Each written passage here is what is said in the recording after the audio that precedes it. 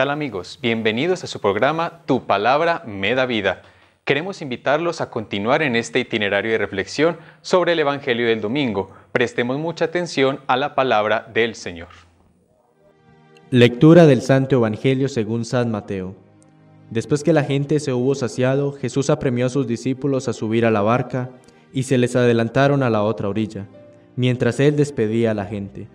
Y después de despedir a la gente, subió al monte a solas para orar. Llegada la noche estaba allí solo. Mientras tanto, la barca iba ya muy lejos de tierra, sacudida por las olas, porque el viento era contrario. De madrugada se les acercó Jesús, andando sobre el agua. Los discípulos, viéndole andar sobre el agua, se asustaron y gritaron de miedo, pensando que era un fantasma. Jesús les dijo enseguida: «Ánimo, soy yo, no tengáis miedo». Pedro le contestó: «Señor, si eres tú, mándame ir hacia ti andando sobre el agua». Él le dijo: «Ven». Pedro bajó de la barca y echó a andar sobre el agua, acercándose a Jesús. Pero al sentir la fuerza del viento, le entró miedo, empezó a hundirse y gritó: «Señor, sálvame». Enseguida Jesús extendió la mano, lo agarró y le dijo: «Qué poca fe, ¿por qué has dudado?» En cuanto subieron a la barca, amainó el viento. Los de la barca se postraron ante él diciendo: «Realmente eres Hijo de Dios». Palabra del Señor. Gloria a ti, Señor Jesús. Hemos escuchado el Evangelio de San Mateo. Mateo nos narra de manera especial cómo Pedro atraviesa un hecho significativo en su vida.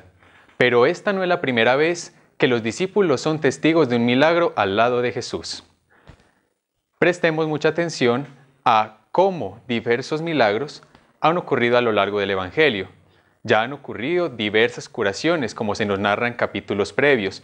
Ya ha sido curada la mujer hemorroísa y sobre todo un hecho muy significativo. Hemos tenido la oportunidad de ver a Jesús calmando la tempestad en ocasiones anteriores. Por esta razón tenemos un contexto que nos va a permitir dilucidar quizás cuál es el sentido de este milagro. Por otro lado, tenemos un punto muy especial y es que la figura de Pedro reluce aquí con especial relevancia. Tenemos que Pedro ha atravesado al lado de Jesús diversas situaciones que lo han direccionado a este evangelio como el evangelio de la iglesia. Tenemos, por ejemplo, que Pedro en este mismo evangelio confiesa la identidad de Jesús y se le es confesada a su vez la identidad de él como piedra de la fe. Entonces, podemos ver cómo este evangelio nos direcciona en un itinerario de reflexión a descubrir la verdadera identidad de la iglesia. Cosa relevante, teniendo en cuenta de que la barca también ha sido símbolo de la iglesia. Un tercer elemento relevante es el significado del agua. Hemos visto en el Antiguo Testamento el significado que se le da con una connotación maligna. Vemos en el libro de Génesis cómo el Espíritu de Dios aleteaba sobre el agua precisamente como signo de dominio sobre los elementos de la naturaleza y en este caso del caos.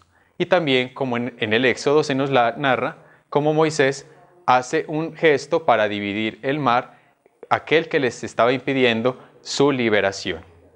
Con este contexto vamos entonces ahora a reflexionar un poco sobre lo que este evangelio puede decirme a mí y lo que te puede decir a ti como miembro de la iglesia. Primero que todo, vamos a tener en cuenta que hay tres enemigos en este evangelio.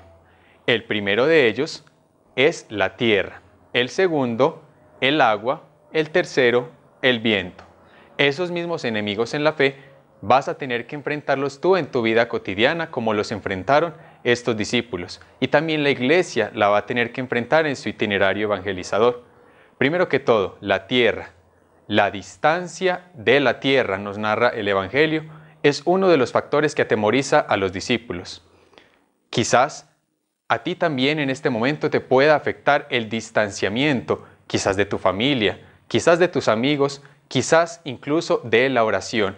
No dejes que la distancia se convierta para ti en un obstáculo para tu fe. En un segundo momento, el viento. Tenemos que el viento en este caso se presenta como aquel que hace más difícil de lo normal el avanzar en nuestra vida.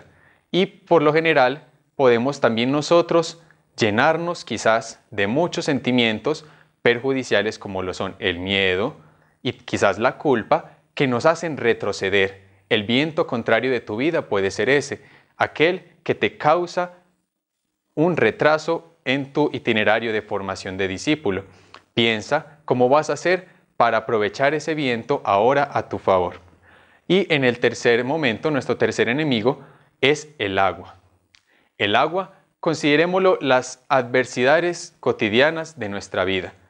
De esta manera podemos ver cómo enfermedades, dolores, quizás incluso conflictos entre nuestras personas, en nuestro trabajo, en nuestro hogar, pueden ser cosas de todos los días y que si no las manejamos bien, si no las sorteamos con la barca de la fe, quizás podamos hundirnos. Pero recuerda algo muy importante, estos tres enemigos, el Señor Jesús los sortea con especial predilección para sus discípulos, haciendo venir a Pedro hacia él, nos demuestra cómo nosotros podemos sortear también estos obstáculos, acercarnos a nuestro hermano, caminar sobre las aguas de nuestros problemas y sobre todo no tener que prestar atención a nuestras culpas y a nuestros pecados que intentan asustarnos en nuestro itinerario de fe. Por esta razón, hoy también a ti Jesús te dice, no temas, soy yo, tan solo cree en mí. Y finalmente, para que te comprometas con esta palabra que acabas de escuchar, te queremos invitar de manera especial a que hagas memoria. Al principio te narraba cómo había una sucesión de milagros que habían ocurrido y que los discípulos habían visto. Pedro debió recordar todo esto para no hundirse. Si él hubiera recordado quizás cómo había hecho este hombre curaciones, cómo había multiplicado panes, cómo había hecho calmar la tempestad, quizás su miedo hubiera mermado. Así que tú también te lo propongo. ¿Qué tienes que recordar en tu vida de fe? ¿Qué ha hecho Jesús por ti? Piénsalo por un instante y luego dile, Jesús, en ti confío.